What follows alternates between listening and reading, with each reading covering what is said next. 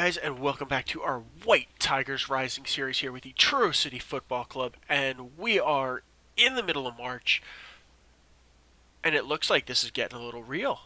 As you can see from the table here, we are 50 points, 10th place in the table, 3 points out of the automatic promotion spots. We are, 11 points clear of the drop at this point, so I'm feeling comfortable that that's not an issue that I really want to go worrying about anymore. I'm stoked. We've got a shot here. We keep playing well. We may, in our first season in League One, crawl into the promotion playoff conversation. Some good squads up there. Some ones we've played well and we've beaten. Some that we haven't played so well against. But overall, this is pretty crazy. You'll see the month. We've had a pretty good. We had a better month than I thought we were going to have. To be totally honest with you, the scoring is picked up. We now have the second best offense in League One, 8th best defense. So we are solid, to say the least, and we're starting to get some of our bigger high performers back from injury. So we're going to be able to integrate some new characters into the club here, which, by all accounts, should make us more dangerous. So I think we've got a legit shot of crawling into this conversation. So we'll have to see what happens, but pretty exciting nonetheless.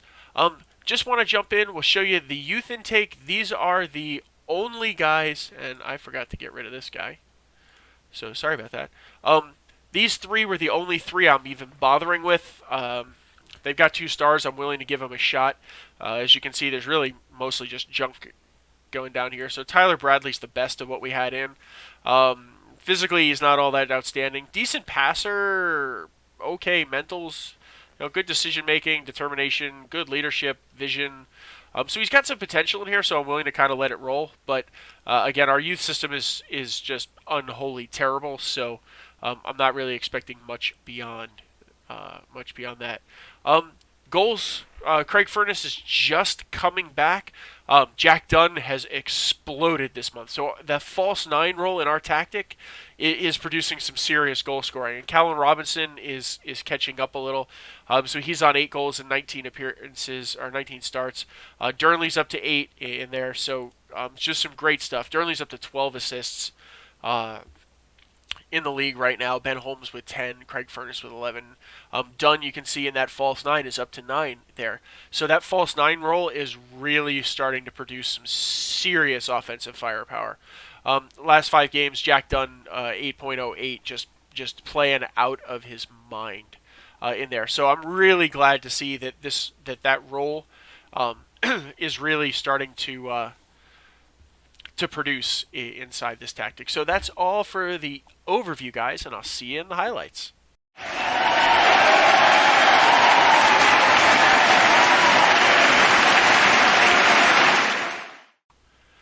Okay, guys, so the first game of the month was away at Brisbane Road in London to take on Leyton Orient. These guys are crawling around the bottom of the league. They're in the relegation places. They're in trouble. They haven't been playing very well, and we just said, you know what? Time to lump on the misery. We controlled this game well, dominated. We were up 1-0. They had a guy sent off in the 65th minute, and Dunn completed his brace just after it.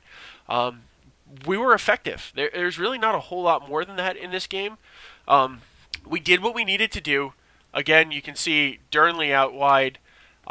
See, this is what I like. You can see Durnley's out there. He's got the cross. That's not our guy. Come on. Let me see our guy. Can I? So there's Dunn, the goal scorer. I've got 2 guys coming into the box here. I've got another 2 guys in good spots. We've pretty much got the whole squad trying to figure out what to do with us. And Durnley's got some support out wide from Alexander. Again, the cross can't come in. Dunn, he crosses it in trying to aim at the far post a little bit. Dunn manages to get his head on it and just tip it so it rolls in. So a little bit of luck, a little bit of skill, a little bit of class, and we're up 1-0 at that point. Again, same sort of thing here. You can see Dunn, again, 4 guys in the box. We now have 4 guys tied up. We've got 3 out here passing it around. They're pretty much stuck just chasing us around at this point. And Penny gets into some space. They can't keep up with it. Dunn makes the run, just drops the looping cross into the back of the net. I don't think having a full 11 out there would have helped him in that particular situation. So, job well done to us. We get out of here with 3 points towards our 7-point month goal, and I'll see you guys in the next highlight.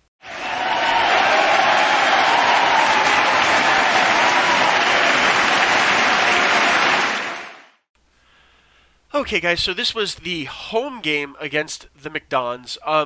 This one I expected this was going to be a tight game. They're up here with us, sort of knocking on the door of the promotion playoff spots, trying to get up there. So they're a competitive team around us. We played them really tight the last time we met. I expected a very tight game. We made some adjustments, tried to do some things to try and break through, but neither team was really able to break through. It was a very physical game, a lot of pushing, a lot of shoving, very even across it. I think the possession stats in this one lie just a little bit in the sense that the game was a lot more even than it laid on to be. So we managed to nick a point off of this one at home, which I think is a good result playing against a tough team. So, 4 points into our monthly target of 7. Things are going well, and that was pretty much it for this one. So I'll see you in the next highlight.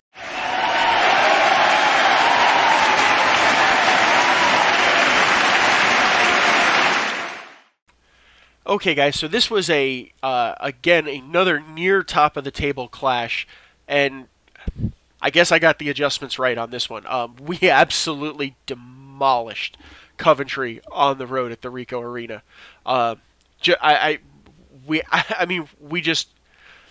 It was a busy game for both teams. There was a lot of shooting, a lot on target. It was very end-to-end, very open.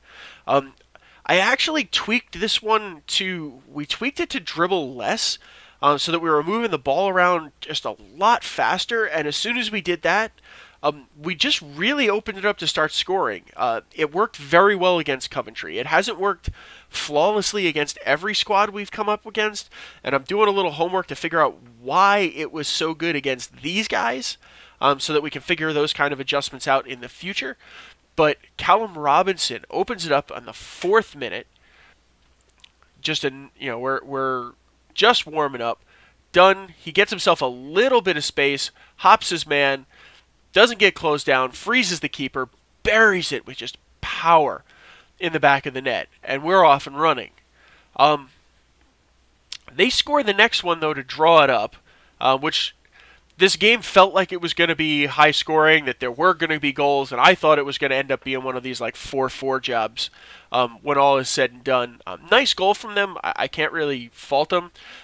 They managed to beat us over the top on this one. So Jack Dunn scores in the 20th minute. So we got a nice throw in. Robinson gets stranded out a little wide. But Robinson manages to find him. He's in a little bit of space there in the middle, and he buries it in the back. So we're up 2-1.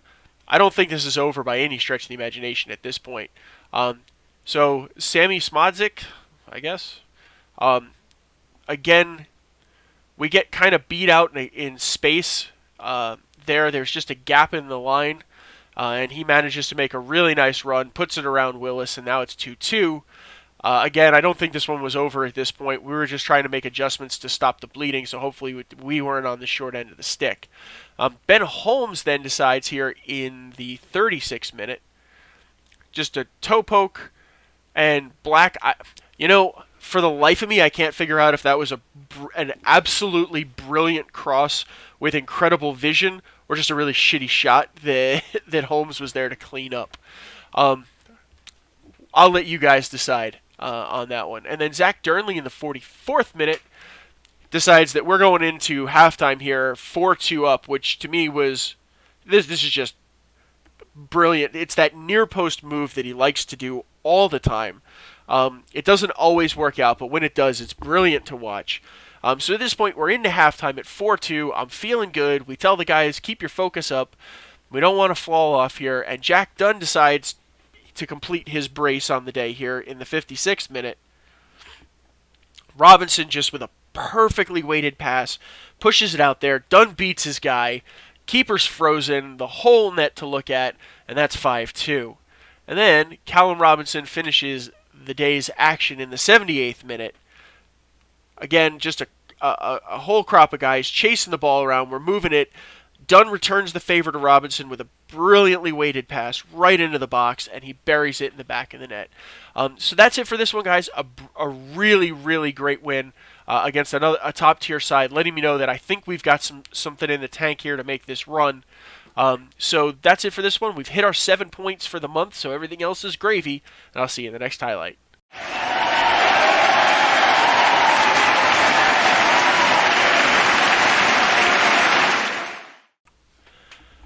Okay, guys, so this is the Blackpool game. So I was feeling pretty good. Now we're coming home. We're playing another. These guys have been on an absolute rocket ride. I think when we started the month, they were in 11th, and we finished this episode. They're right now sitting in 2nd. They've been on an absolute screamer. So I was unsure exactly what was going to happen when we came in here. Either this was going to be one of those things where we were going to shut a really good team down and play really well, or it was going to be a tight one. And it turned out it ended up being a tight one. Two really good goals in the second half put them over. We ended up nicking one just before the half. Jack Durnley gets himself on the sheet. We've been struggling a little bit again with some injuries. Dunn puts it in. Just keeper can't get his hands around it. Durnley's right there to clean it up and bury it in the back of the net, which is really nicely done. Unfortunately, in the 70th minute, they get one back. We just couldn't keep him out. Too many guys in there, and Borthwick Jackson is what put him onside, because I looked at it and when I was pissed the first time I saw it because he was basically behind the keeper. But we ended up with he was basically in line with the keeper.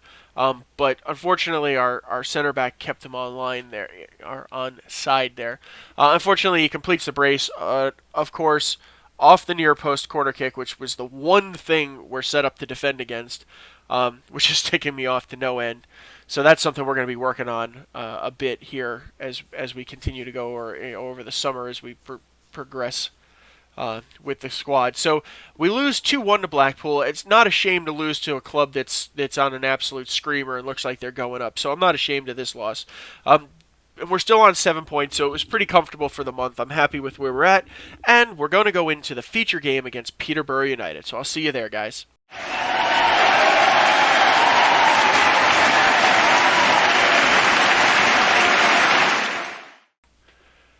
Okay, guys, so this is the Peterborough United game, and we managed to close out our month on 10 points, outclassing our goal. This was a game I had marked as one that we absolutely should have won. We struggled a bit in the first half. Unfortunately, Craig Furness is he's not coming back from injury quite as fast as I would have liked. But okay, that's fine, because Jack Dunn is working magic when we bring him in. So I'm really not arguing with the situation on this. So let's jump in here. It was a relatively quiet game overall. Slow to watch, but we'll jump in here and we'll start watching the extended highlights. So Peterborough were dead last in League One. So this is a game that, to me, we absolutely have to be winning. There really is no two ways about it. Again, dicey on a corner kick there. You have a claim that it should have been 1-0 to them right there. We probably got more lucky than anything else. Furness, gets himself into some trouble, but we managed to pass our way around. Again, we lost Diallo for about a month to a strained back, which was a real pain in the ass, to say the least, because he was just starting to kind of sink into the squad a little bit. But Danny Sharp is stepped in really nicely for us, so I'm hoping he gets a little match experience and kind of improves, because I see him as an important part of the squad as we move forward. Again, they're shooting, not really threatening, but shooting. We're now starting to penetrate a little bit here. They've got a ton of guys back. They're definitely playing us very defensively, which is what you would expect, right? We're clearly the better side. We're expected to win. They haven't been playing very well lately. They're on a terrible run of form. So I would expect that they're going to try and set us on the counter. So I set things up to be very patient. Keep the pressure up, but be patient. Again, our offside trap was working pretty well at this point because a couple of, huge offsides that resulted in, would have been goals for them, but just hugely offside. So, I left them on dribbling. I really wanted a lot more patience. We did switch off of that to moving the ball around more and dribbling less. As we got to the half here, Furnace, decent opportunity, just unable to turn around on it. So, we made some substitutions here. Got Furnace off, put Dunn in. He seems to be settling into that false 9 role really well. Robinson making a good run, a great pick out. He was just very tightly marked, which I think is part of what's allowing us to Sharp in there decently well, which is allowing our false 9 to really perform well. Again, a good run by Robinson, but he's tightly marked and watched by the defenses. Defenses we're playing are paying a lot of attention to the advance forward, and oddly enough, that's not really the strength and our offensive engine. So Dunn there, cleaning up a mess of a corner kick, and buries it in the back. But that false 9 position is really the offensive engine in there, because he's just sort of floating around outside of where people are paying attention to him. That being said, I don't think we can plug anybody into it, but we're getting some fantastic results from both players. I think Dunn has come screaming up. Again, a beautiful job worked between Durnley, Trent Alexander-Arnold, and then Dunn finishing it off in this one. We're really, really effective in this neighborhood. Black just missing over the right there. Our free kicks aren't, I don't know. It's an area I've stressed about in the past. I'm not really losing a lot of sleep. I understand it could be the difference as we get into tighter games and we're more competitive and we move up, but that's something we'll tackle, as that day comes. Because right now it doesn't seem to be hurting us in any real meaningful fashion. Our corner defense, yes, that hurts us in lots of meaningful fashions. But for the most part, we're not really generating anything, and it hasn't caused us an issue. That's just a stupid pass. And our free kick taking every once in a while pays off, but it hasn't really done much of anything. To speak of in the history of the club that we've been at. So I'm not losing a lot of sleep in that neighborhood on there. So again, really just solid D from the back line. The midfield is really gelling. I think the midfield is by far just a good save from the keeper there. Robinson was in great shape to put that one in. This team sort of goes the way of how its two midfielders play. They are the engines of the squad. If they're playing well and distributing the ball well, then the wingers are involved. When the wingers are involved, the strikers are in, banging goals in. So everything works really well. Robinson with a good look there, just can't quite put the power on it. And this was a game where they started to come alive. We had to make some adjustments to get them alive, but I think we made some good adjustments to liven them up on that one or in this game. So overall, I'm pleased. I'm starting to wonder if we have to think about do we need to change tactics or adjust how we do if and when we start moving up to the championship, if this is just too wide open of an attacking formation. We are getting really good defensive results out of it, so I think that's helping me say no, that if we get some good fullbacks and center backs in there, which at this point I'm thinking that the back four that we have will be good enough to go up, I think we'd be okay. So that's it for this one, guys. A really nice victory and 3 points for us on the road. And it's Peterborough 0, Truro City 2, and I'll see you in the wrap-up. Okay, guys, so we're back here in the wrap-up. So what I think I'm going to do on this one is we're going to play the Preston game, Preston North End, a game I think we should be winning. We're going to go to Birmingham, who are first. That one's going to be a tough one. I don't anticipate that's a win. We have Swindon, a game that I think is going to be a very defining game for us, especially if we're really knocking on the door of those playoff spots. Port Vale, a game we absolutely should be winning. Crewe, a game we should absolutely be winning. And then Walsall, which is going to be another telling game. So We have a tough 6-game stretch coming up here. We're playing some big squads, but we're playing some squads we absolutely need to be beating if we're going to try and make a run at this playoff. I think a run into the playoffs would be magnificent. It would certainly help financially if we could manage to squeak our way into Wembley. But we don't want to get too ahead of ourselves, so we'll see what's happening overall here, and I will see you guys back in the next episode. So until then, guys, remember, please leave a like on the video if you like what's going on in this series. If you haven't subscribed to the channel, please do subscribe to the channel. It does mean a lot to us. If you haven't checked out Paul's Creating a Legacy series, he's doing some awesome stuff with FC United of Manchester. So go ahead and check that out. He's blazing away on that. Lots of great content, lots of good episodes. If you need to catch up on White Tigers Rising, we got the playlist out there. I think this is episode 87 now, so we're closing in on 100 episodes, which is crazy to me on that. So if you need if you have any thoughts or comments, please leave them below. Hit me up on Twitter, and I'm always happy to hear from you. And until next time, guys, I'll see you soon. Bye now.